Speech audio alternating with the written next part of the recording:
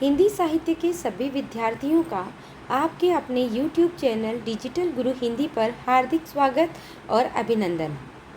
आज हम भ्रमर गीत सार के प्रारंभिक 20 पदों का अध्ययन करेंगे। यह आचार्य रामचंद्र शुक्ल द्वारा संपादित है। यह आरपीएससी द्वारा आयोजित द्वितीय श्रेणी भर्ती परीक्षा के पाठ्यक्रम में शामिल है।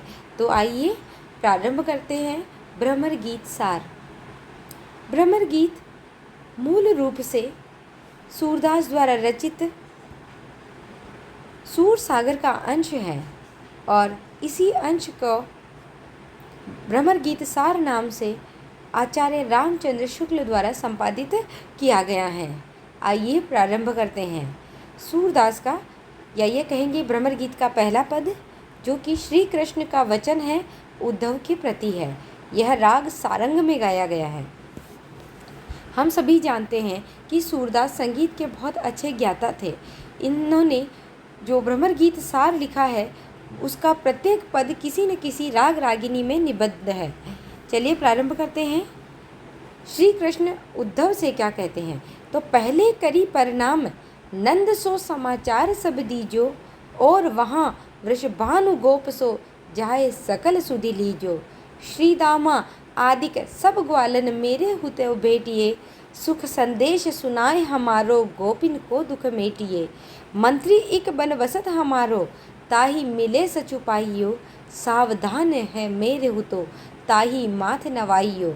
परम सुंदर परम किशोर बयक्रम, चंचल नयन विशाल, कर मुरली सिर मोर पंख, पीताम्बर उर बनमाल।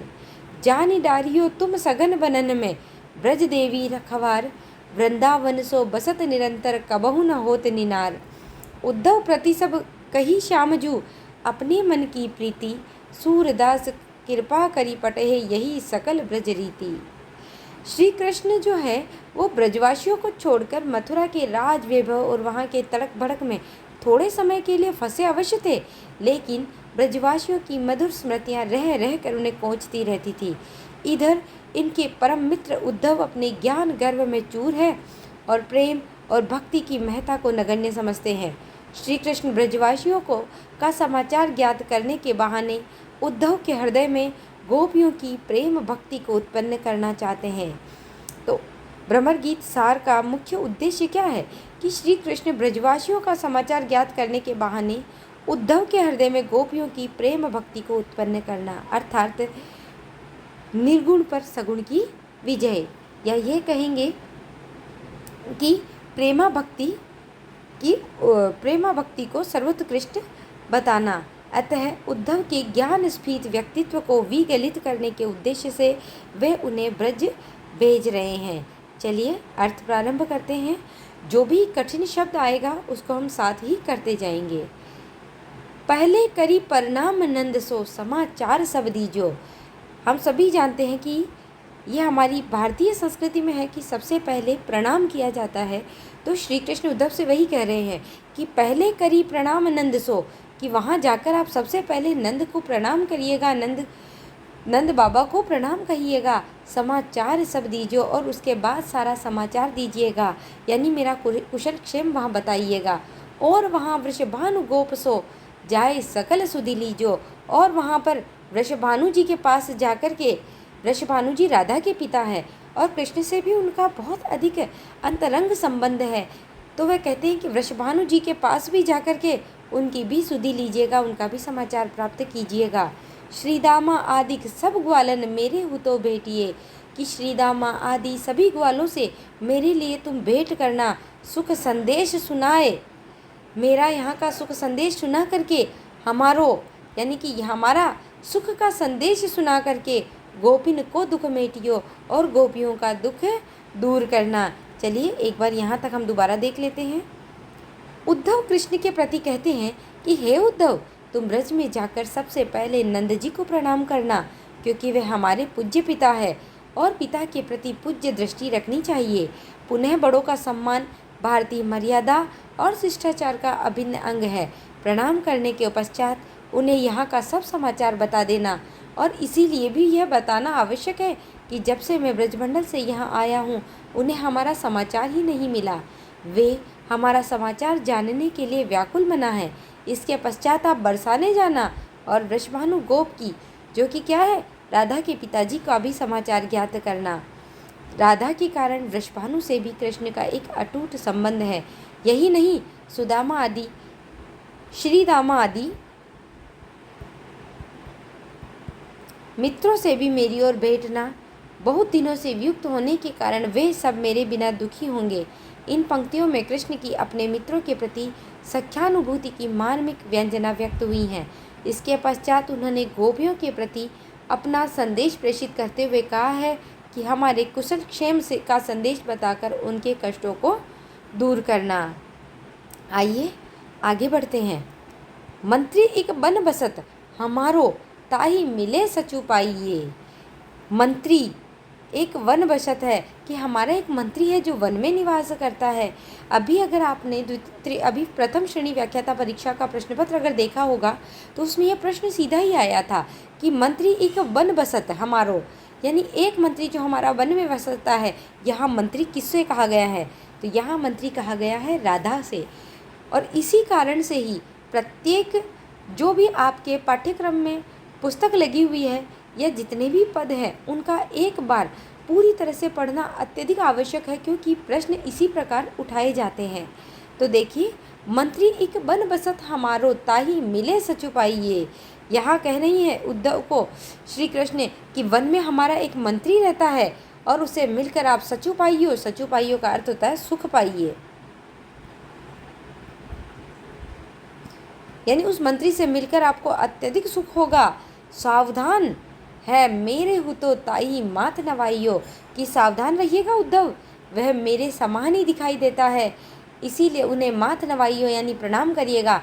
मेरे हुतो यानी मेरे समान, ऐसा कृष्ण इसलिए कहते हैं क्योंकि राधा निरंतर या ये कहेंगे रात दिन प्रत्येक क्षण कृष्ण के नाम में ही डूबी रहती है, या कृष्ण में ही डूबी रहती है। इसीलिए उसका रूप भी कैसा हो गया है? कृष्ण के समान ही हो गया है।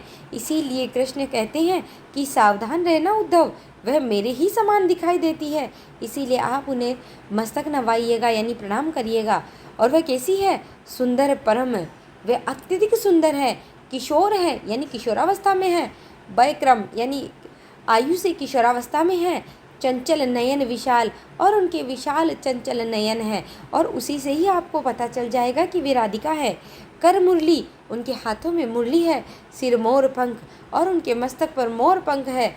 पीताम्बर उर्माल, और उन्होंने पीताम्बर धारण किया हुआ है, और उनके हृदय पर वन की माला पड़ी हुई है। चलिए यहाँ तक देखिए। वहाँ जाने पर तुम्हें वन में हमारे एक मंत्री से भेंट होगी, और उसे देखने पर तुम्हें आनंद प्राप्त होगा, और तुम बहुत सजगता पूर्वक उसे हमारी ओर से नमस्कार करना। सजगता पूर्वक इसलिए कह रहा हूँ कि वह मंत्री तुम्हें हमारी ही वेशभूषा में मिलेगा, और तुम्हें एक बार उसे देखने पर भ्रम होगा। अतः भ्रम रहित निश्चल मन से उन्हें प्रेमाभिवादन करना। वह मंत्री परम सुंदर है। कवि का अभिप्राय है कि वह परम सुंदरी राधा है, जो वियोग में कृष्णमय हो गई हैं। किशोरावस्था को वह प्राप्त है, और उनके विशाल नेत्र अतिशय चंचल है। तात्पर्य यह है कि कृष्ण वेश में रहने के पर भी वह अपने चंचल नेत्रों और अनुपम सौंदर्य के कारण अपने आप को छिपा नहीं पाएगी, और वह आसानी से पकड़ में आ जाएगी। उनके पीताम्बर, मोर पंख, वक्षस्थल की माला और मुरली के कारण भयभीत मत होना, क्योंकि सघन वन में वन देवी वहाँ आपकी रक्षा करेगी। देखिए, जानी डारियो तुम सघन बनन में ब्रज देवी रखवार, यानी उनके इस प्रकार के रूप को देखकर तुम भयभीत मत होना, क्योंकि वन देवी उस सघन वन में आपकी रक्षा करेगी। वृंदावन सो बसत निरंतर, जो निरंतर वृंदावन में ही रहती है, कबहु न होत निनार, और कभी भी वहाँ से दूर नहीं होती है। उद्धव प्रति यही सब श्यामजू अपने मन की प्रीति, और उद्धव के प्रति श्याम ने अर्थात कृष्ण ने अपने मन की सारी बात कही है। सूरदास कृपा करी पटए यह सकल ब्रज रीति, और सूरदास जी कहते हैं कि कृष्ण ने उन्हें कृपा करी है उन पर, और ब्रज की यह सकल रीति सिखाने के लिए ही उनको भेज रहे हैं। देखिए यहाँ क्योंकि सघन वन में वन देवी तुम्हारी रक्षा करेगी। वह रक्षिका के रूप में सदैव वन देवी वहाँ विद्यमान रहती है। वह वृंदावन में निरंतर निवास करती है और वहाँ से कभी पृथक नहीं हो पाती है। व्यंजना यह है कि ब्रह्म की आह्लादिनी शक्ति के रूप में राधा ब्रह्म में तन्मय रहती है और उस वन को छोड़कर अन्यत्र नहीं जाती। इस प्रकार उद्धव से कृष्ण ने अपने मन की समस्त प्रीति प्रेम स्वरूप की उदात्तता का उल्लेख सहज रूप में किया है। वास्तव में मित्र से ही अपने मन के सुख दुख कहा जा सकता है। इस कारण श्री रामा ने अपने मन के सहज प्रेम भाव को श्री कृष्ण ने अपने मन के सहज प्रेम भाव की व्यंजना उद्धव के समक्ष निसंकोच भाव से की है। सूरदास के शब्दों में उन्होंने कृपा पूर्वक इस प्रकार ब्रज की रीतियों का व्यवहार करना चाहिए को समझाकर उद्धव को ब्रज में भेज दिया है। कृपा करने का आशय यह है कि भगवान की भक्ति और प्रेम भक्त को ईश्वर की कृपा से ही प्राप्त होती है। यह उद्धव का यह परम भाग्य है कि भगवान कृष्ण उसके शुष्क और ज्ञान दर्प मंडित मानस में प्रेम और भक्ति का प्रादुर्भाव करना चाहते हैं। उद्धव को अपने ज्ञान का अत्यधिक दर्प था, अर्थात घमंड था। वे एक ही ब्रह्म को मानते थे और कृष्ण के साथ रहने के बाद भी वे कृष्ण के प्रेम को नहीं समझ पाते थे। इसीलिए उनके शुष्क हृदय को, जो कि ज्ञान और दर्प से भर गया था, प्रेम और भक्ति से भरने के लिए ही उन्होंने कृष्ण ने उद्धव को ब्रज भेजा था। देखिए, विशेष देखते हैं कि इसमें प्रेम मूलक भक्ति भावना की व्यंजना की प्रधानता है। मंत्री शब्द के प्रयोग द्वारा प्रेम भाव की गोपन चेष्टा का निरूपण है। वात्सल्य रस है, यहाँ सख्य है और रति भाव की मार्मिक व्यंजना है, क्योंकि जहाँ वृषभानु जी और नंद का जिक्र आता है वहाँ वात्सल्य है। सख्य गोपियों के साथ या गोपियों के साथ या श्रीदामा आदि सखाओं के साथ उन्होंने जो संदेश दिया वे सख्य भक्ति में, और राधा के विषय में जब उन्होंने बात की है तो वो रति भाव की व्यंजना हुई है। कृष्ण के दो रूपों रस और ऐश्वर्य में रस रूप का प्राधान्य है। कर मुरली सिर मोर पंख, यहाँ पर वस्तु में भ्रांतिमान अलंकार है। भ्रांतिमान अलंकार वह होता है जहाँ वस्तुतः एक वस्तु को दूसरी वस्तु ही मान लिया जाए, वह भ्रांतिमान अलंकार है। क्योंकि राधिका कृष्ण भक्ति में या कृष्ण के वियोग में कृष्णमय हो गई हैं, इसीलिए उनमें कृष्ण की भ्रांति हो रही है, अतः यहाँ भ्रांतिमान अलंकार हैं। कृष्ण और राधा के अनन्य भाव की अभिव्यक्ति सूर्य के अन्य पदों में भी हुई है, जहाँ राधा कृष्ण के रूप को धारण करती है। देखिए, ब्रज में एक अचंबो देखियो, मोर मुकुट पीताम्बर धारे तुम गाइन सम देखियो। हाँ, भाव की दृष्टि से 7वीं और 8वीं पंक्ति में लीला भाव है। आइए दूसरा पद पढ़ते हैं।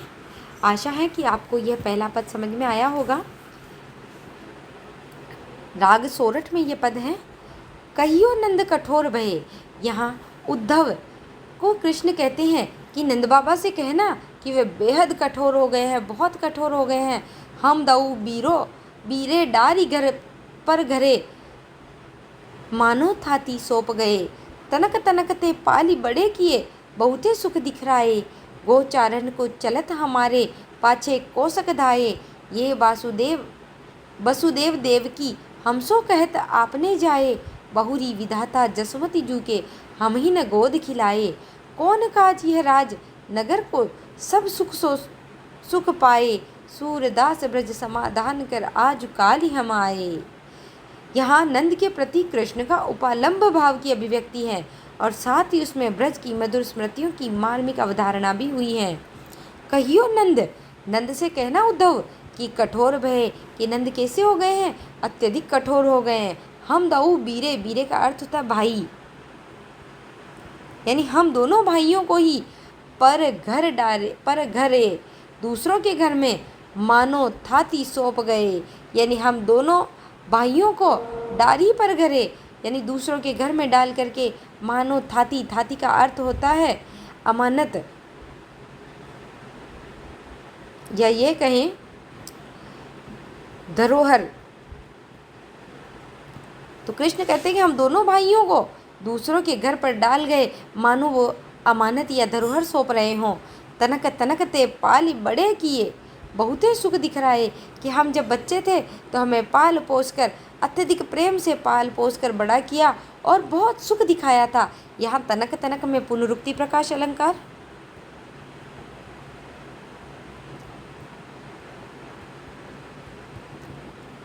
गोचारण को चलत हमारे पीछे कोसक दाए। और जब गौए चराने या गायें चराने जाते थे तो हमारे पीछे पीछे कोस तक पैदल चलते थे। ये वासुदेव देवकी हमसो कहता अपने जाए। ये वसुदेव और देवकी हमसे कहते हैं कि हम उनके जाए हैं, अर्थात हम उनके पुत्र हैं। बहुरी विधाता जसुमती जू के हम ही गोद खिलाए। परंतु हमें तो जसोदा की गोद में, परंतु भाग्य से अब हम यशोमती अर्थात जसोदा की गोद में नहीं खेल पाते हैं। अर्थात उन्हें बार बार अपनी माता यशोदा की याद आती है। कौन काज ये राज, कि ये जो मथुरा का राज्य है ये किस काम का है। नगर को सब सुख, और इस नगर का सारा सुख भी किस काम का है, सो सुख पाए। यानी यह ब्रज में बिताए हुए हमारे उन सुख के पलों की बराबरी नहीं कर पाता है। सूरदास ब्रज समाधान कर आज काल ही हम आए। सूरदास कहते हैं, सूरदास यहाँ लिखते हैं कि कृष्ण उद्धव से कहते हैं कि मैं सारी चीज़ों का समाधान करके बहुत जल्द ब्रज में वापस आ जाऊँगा। आइए पढ़ते हैं। कृष्ण उद्धव से कह रहे हैं कि हे उद्धव, नंद से जाकर स्पष्ट रूप से कह देना कि हम दोनों भाइयों को दूसरे के घर में, जहाँ वासुदेव और देवकी के आवाज़ से तात्पर्य है, छोड़कर ऐसे चले गए मानो वे धातु यानी धरोहर सौंप कर लौटे हों। तात्पर्य यह है कि वे इतने कठोर हो गए हैं कि हम लोगों के प्रति उनका आत्मीय भाव मानो नष्ट हो गया। पहले तो हम लोग छोटे छोटे थे तो उन्होंने बड़े लाड प्यार के साथ पाल पोस कर बड़ा किया और बहुत सुख दिया। उनके वात्सल्य और स्नेह की यही सीमा नहीं थी, बल्कि जब हम गोचारण के लिए निकलते थे तो हमारे पीछे पीछे कोसों पैदल चलते थे। लेकिन अब तो उनकी निष्ठुरता कहीं नहीं जा सकती। तात्पर्य यह है कि अब उनके बचपन के वात्सल्य का स्रोत सूख गया है। अब तो ये वसुदेव और देवकी मुझे अपना पुत्र बताते हैं। भला मैं उन्हें क्या जानूं, मैं तो आपका ही पुत्र कहलाता था। जब मैं पहले और अब की स्थिति में वैश्य में देखता हूँ तो मेरी मनोव्यथा अपेक्षाकृत बढ़ जाती है। जब से मैं मथुरा आया हूँ विधाता ने मुझे यशोदा की गोद में खिलवाने का अवसर नहीं प्रदान किया। तात्पर्य यह है कि पुनः यशोदा की गोद में खेलने का सुयोग हमें नहीं मिलता। स्पष्ट व्यंजना यह होगी कि माता यशोदा के मधुर प्यार से वे निरंतर वंचित होते गए। यद्यपि मथुरा में उन्हें सभी प्रकार के राज्य और नगर के सुख प्राप्त हुए हैं, लेकिन ब्रज के उस सहज और स्नेह सिक्त व्यवहार के समक्ष इन कृत्रिम और अस्वाभाविक सुख से उन्हें क्या प्रयोजन है। सूरदास के शब्दों में कृष्ण पुनः अपनी मानसिक दशा का चित्रांकन करते हुए कह रहे हैं कि हम बहुत शीघ्र आवेंगे। उद्धव जी, तुम नंद जी को पूरी तरह सांत्वना दे देना कि हम मथुरा में बहुत दिन नहीं रुकेंगे। इसमें स्मृति और चिंता संचारी भाव है, क्योंकि कृष्ण अपने पुराने दिनों को याद कर रहे हैं, अतः यह स्मृति संचारी भाव है। और उन्हें चिंता हो रही है, अतः चिंता नामक संचारी भाव भी है। मानो थाती सौंप गए में उत्प्रेक्षा अलंकार है। तनक तनक में पली पाली में वात्सल्य भाव की व्यंजना है। कौन काज यह मथुरा में नागर संस्कृति की तुलना में ब्रज की ग्राम्य संस्कृति की महत्ता का प्रतिपादन किया गया है। बहुरी विधाता में मातृ प्रेम का चित्रण है। और इसी के समानांतर एक पंक्ति और देखिए, ये पंक्तियाँ रत्नाकर की हैं कि नंद और यशोदा के प्रेम पगे पालन की, लाड भरे लालन की लालच लगावती है। तीसरा देखिए, ये राग बिलावल में है। तभी उपंग सूत आए। उपंग सूत का अर्थ है उद्धव, कि तब ही उसी समय जब गोपियों और ब्रज की कृष्ण मन में विचार कर रहे थे, उनको याद कर रहे थे, उनका स्मरण कर रहे थे, उसी समय उपंग सूत अर्थात उद्धव वहाँ आए। सखा सखा कुछ अंतर नाही, भरी भरी अंक लए, कि दोनों सखाओं में कोई अंतर नहीं था, अर्थात उनकी सुंदरता समान थी। और या कहेंगे कि उनका रंग रूप और यहाँ तक कि उनकी कद काठी भी समान थी। तो दोनों में सखाओं में कोई अंतर नहीं था। भरी भरी अंक लाए और दोनों ने प्रसन्न होकर एक दूसरे को गले लगा लिया। अति सुंदर तन श्याम शरीर को, उद्धव का शरीर भी श्याम के समान ही अत्यधिक सुंदर था। देखत हरि पछताने, और उनको देख करके श्री कृष्ण को पछतावा हुआ। ऐसे को वैसी बुद्धि होती ब्रज पटवे तबाने, और अगर इनकी बुद्धि भी वैसी ही होती, अर्थात इनका मन भी यदि प्रेम भक्ति से भरा हुआ होता तो क्या बात होती। और ब्रज पटवे तबाने, और इसीलिए ब्रज में इनको पढ़ाने के लिए, अर्थात प्रेम भक्ति सिखाने के लिए इन्हें ब्रज भेजा जाएगा। या आगे रस काव्य प्रकाशे जोग वचन प्रकटावे, सूर्य ज्ञान दृढ़ याके हृदय जुवती न जोग सिख। या आगे रस काव्य प्रकाशे, अरे इनका हृदय तो ऐसा हो चुका है कि इन उद्धव के आगे यदि रस काव्य यानी प्रेम भक्ति के विषय में बात भी की जाए, रस के बारे में बात की जाए, तो योग वचन प्रकटावे, तो इनके हृदय में तो योग रूपी वचन, योग के वचन प्रकट होने लगते हैं। सूर्य ज्ञान दृढ़ याके हृदय, क्योंकि इनके हृदय में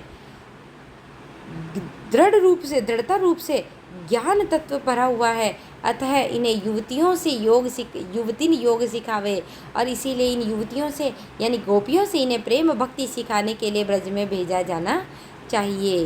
गोपियों की स्मृति में तन्मय कृष्ण उनका समाचार प्राप्त करने के उद्देश्य से किसी को वहाँ भेजना चाहते थे।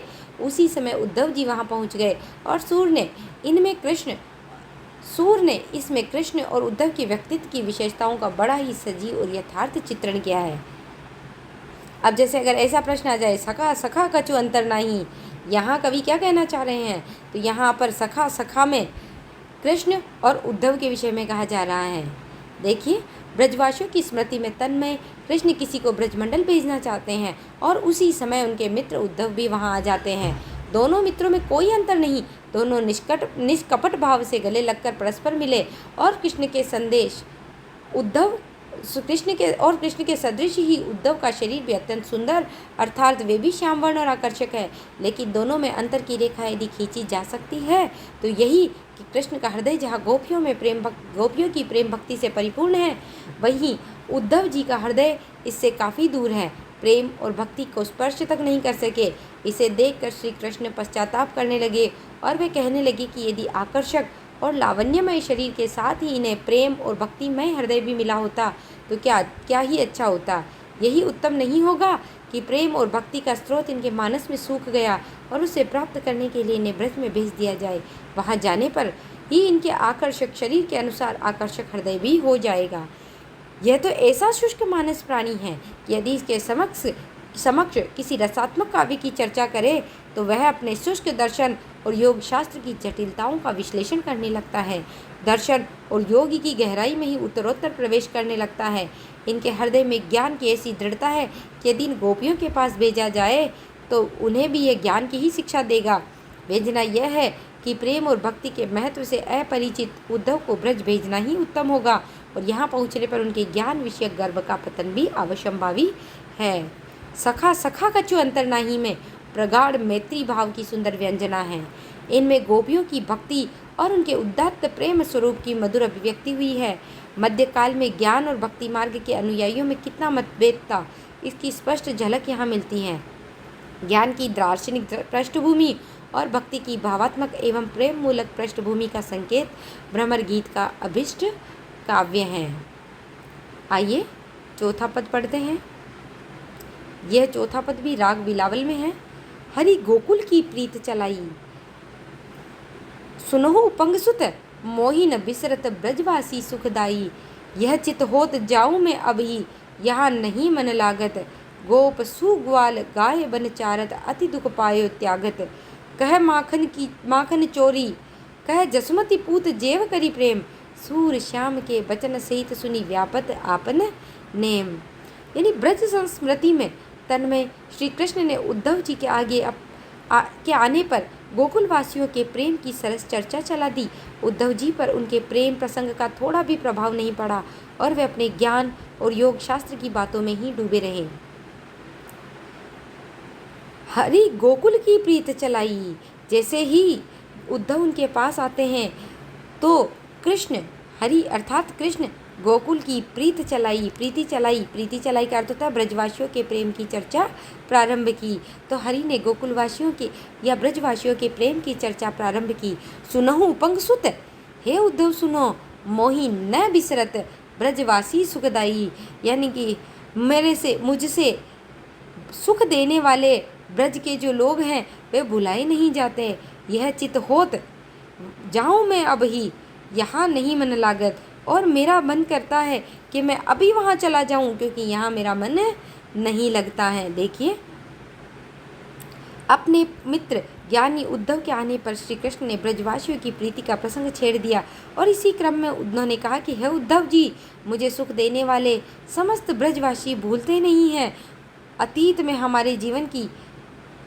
जिन्होंने अतीत में हमारे जीवन में प्रेम और सहृदयता की धारा प्रवाहित की तो है कि अब तो यही मन में आता है कि मैं वहाँ इसी समय चला जाऊँ, क्योंकि उनके बिना हमारा मन यहाँ नहीं लगता।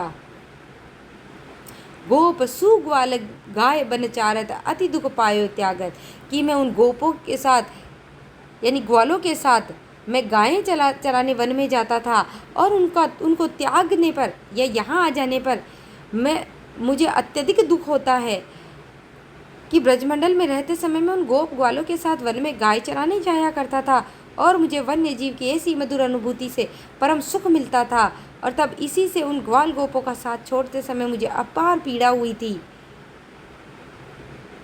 और अब तो ऐसा सुख भी क्या हो गया, स्वप्न हो गया है।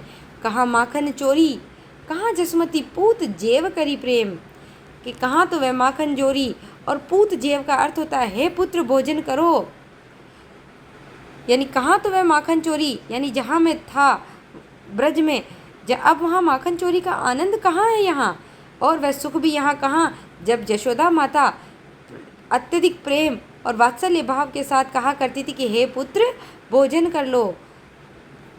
कहे जसुमती माता कहा करती थी पूत जेव, यानी हे पुत्र भोजन कर लो, करी प्रेम अत्यधिक प्रेम से जो कहा करती थी।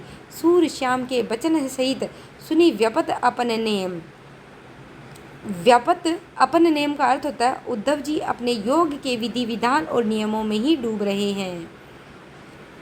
श्री कृष्ण की ऐसी मधुर और प्रेम युक्त वाणी को सुनकर भी उद्धव के मन में इसका कोई भी प्रभाव नहीं पड़ा। सूर्य के शब्दों में अपने योग और ज्ञान की विविध रीतियों और विधि विधान में ही वे डूबे रहे, यानी सूर्य श्याम के वचन सहित सुनी। सूरदास जी कहते हैं कि श्याम अर्थात श्री कृष्ण के इन प्रेम के वचनों को सुन करके भी व्यपत अपन नेम, उद्धव अपने ही विचारों में या अपने ही ज्ञान में डूबे रहे थे, अपने ही नियमों में डूबे रहे थे। इस प्रकार के भाव का एक अन्य पद देखिए, उदो मोही ब्रज नहीं बिसरत नाही, हंस सुता की सुंदर कगरी और ध्रुमन की छाही। कहा माखन चोरी, कहे जसुमती पूत जेव में बाल्यावस्था की मधुर स्मृति और मातृ प्रेम की व्यंजना है। यहाँ भी स्मृति नामक संचारी भाव है, याद रखिएगा, क्योंकि प्रश्न कभी कभी इस प्रकार भी आ जाता है कि इस पद में कौन सा संचारी भाव है, क्योंकि रस प्रकरण पूरा ही आपके पाठ्यक्रम में लगा हुआ है। तो यहाँ भी स्मृति संचारी भाव है, और स्मृति संचारी भाव वहाँ होता है जहाँ पुरानी मधुर स्मृतियों का या पुराने जीवन को याद किया जाता है, स्मृति की जाती है, वहाँ पर स्मृति संचारी भाव होते हैं। इनमें परिस्थितियों की विषमता का मार्मिक अवतारणा हुई है।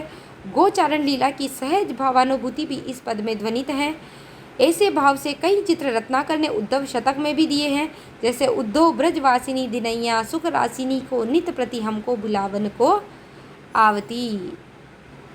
पांचवा पद देखिए, यह राग रामकली में है। जदुपति लिख्यो ते ही मुस्कान, कहत हम मन रही जोई, सोई भई यह बात, बचन प्रगट करन लागे प्रेम कथा चलाए, सुनो उद्धत मोहि ब्रज की सुधि नहीं बिसराए, रेनी सोचत चलत जागत लगत नहीं मन आन, नंद जसुमती नारी नर ब्रज जहाँ मेरो प्राण, कहत हरि सुनी उपंग सूत, कहत हो रस रीति, सूर चित्त में टरती नहीं राधिका की प्रीति। उद्धव जी ने इस पद में श्री कृष्ण के हृदय में जो गोपियों और ब्रजवासियों की प्रेम की धारा बह रही थी उसकी खिल्ली उड़ाई है। जब कृष्ण ब्रज के प्रति अपना अनन्य अनुराग व्यक्त करने लगे तो इसे सुनकर उद्धव जी मुस्कुराने लगे और उनकी मुस्कुराहट श्री कृष्ण ने भांप ली। जदुपति लख्यो, जदुपति अर्थात यादवों के स्वामी, और यादवों के स्वामी यहाँ हैं कृष्ण। तो कृष्ण ने लख्यो, लख्यो का अर्थ होता है देखा, जदुपति यानी कृष्ण, यानी जब श्री कृष्ण ने देखा ते ही मुस्कात, तेही का अर्थ यहाँ उद्धव के लिए है, यानी उद्धव को मुस्कुराते हुए देखा तो उन्होंने भांप लिया, उस मुस्कुराहट की वास्तविक व्यंजना उन्होंने भांप ली। कहत हम मन रही जोई सोई भई ये बात, तो उन्होंने क्या कहा, श्री कृष्ण ने देखा कि उनकी बातों पर उद्धव जी मुस्कुरा रहे हैं और इस मुस्कुराहट में वास्तविक व्यंजना यह है कि श्री कृष्ण पारब्रह्म होकर भी ब्रजवासियों के झूठे और लौकिक प्रेम में विहल हो रहे हैं। और उद्धव की बातों पर विचार करते हुए कृष्ण ने मन ही मन यह कहा कि कहत हम मन रही जोई सोई भई ये बात, कि उन्होंने अपने मन में उन्होंने अपने मन में कहा कि जो हम सोच रहे थे वही बात हो गई। कि उन्होंने क्या कहा कि जो मैं सोच रहा था वही बात आज सच हो गई। अर्थात सोच रहा था कि ब्रजवासियों के प्रेम प्रसंग को प्रस्तुत तो कर रहा हूँ, किंतु इसका प्रभाव इस नीरस और ज्ञानी पुरुष पर कुछ भी नहीं पड़ेगा। उन्होंने फिर कहा, बचन प्रगट करन लागे प्रेम कथा चलाए, और वे फिर से प्रेम कथा यानी ब्रजवासियों की प्रेम कथा को फिर कहने लगे। सुनहु उद्धव, हे उद्धव सुनो, मोही ब्रज की सुधि नहीं बिसराए। सुधि का अर्थ होता है याद, यानी मुझे ब्रज की याद नहीं भूली जाती, अर्थात मेरे मन में सदैव ब्रज की याद बनी रहती है। रही सोचत रात भर सोचता रहता हूँ, चलत जागत में चलते जागते लगत नहीं मन आन, और मेरे मन में अन्य विषयों में ही लगत नहीं मन, मेरा मन नहीं लगता है अन्य विषयों में नहीं लगता है, क्योंकि रात दिन सोते जागते हमेशा मेरे मन में तो ब्रज ही रहता है। नंद जसुमती यानी नंद बाबा, यशोमैया, नारी नर ब्रज और वह समस्त ब्रज जहाँ मेरा प्राण बसता है। कहत हरि यानी श्री कृष्ण ने कह रहे थे, सुनियो पंगसुत, और उद्धव सुन रहे थे। यह कहत हो रस रीति, कि यह रस की यही रीति है, प्रेम की यही रीति है कि सूर चित्त ते टरती नहीं। कृष्ण कहते हैं, सूरदास जी कहते हैं कि कृष्ण उद्धव से कह रहे हैं कि हे उद्धव, मेरे मन से राधिका की है जो राधिका यानी राधा का जो प्रेम है वह मेरे मन से एक क्षण के लिए भी वियुक्त नहीं होता है। पुनः देखिए, वापस देख लेते हैं कि श्री कृष्ण ने देखा कि उनकी बातों पर उद्धव जी मुस्कुरा रहे हैं, और इस मुस्कुराहट में वास्तविक व्यंजना यह है कि उद्धव सोच रहे हैं कि कृष्ण तो परब्रह्म है, और फिर भी वे ब्रजवासियों के झूठे और लौकिक प्रेम में विहल हो रहे हैं, अर्थात लौकिक प्रेम में पिघल रहे हैं। उद्धव की बातों पर विचार करते हुए कृष्ण ने मन में ही ये कहा कि मैं जो सोच रहा था वह बात आज सच हो गई, क्योंकि ब्रजवासियों का प्रेम प्रसंग को जो प्रस्तुत कर रहे थे, परंतु इसका प्रभाव इस नीरस और ज्ञानी पुरुष पर कुछ भी नहीं पड़ा। पुनः वाणी द्वारा वे प्रेम की चर्चा करते हुए अपनी मनस्थिति को व्यक्त करते हुए कहने लगे कि हे उद्धव, मुझे ब्रज की बातें भूलती नहीं, और इसके कारण मैं रात दिन सोते समय, चलते समय और जागृत अवस्था में मेरा मन अन्य विषयों में नहीं लगता है। वस्तुतः मेरा प्राण तो वहीं रहता है जहाँ नंद जी, यशोदा जी और ब्रज के नर नारी रहते। दूसरे शब्दों में, मेरे मन में इनके प्रेम के अतिरिक्त अन्य विषयों में किसी भी प्रकार का रुझान या रुचि नहीं रहती, मात्र इन्हीं में तन्मय रहता हूँ।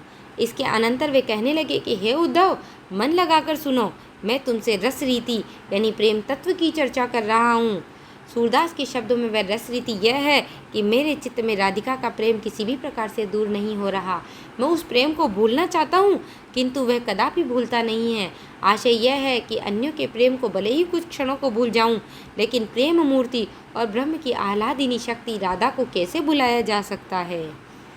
देखिए, इसमें वात्सल्य मूलक रति के साथ ही अंतिम पंक्ति में दाम्पत्य रति की भी अभिव्यक्ति है। स्मृति संचारी भाव की प्रधानता है।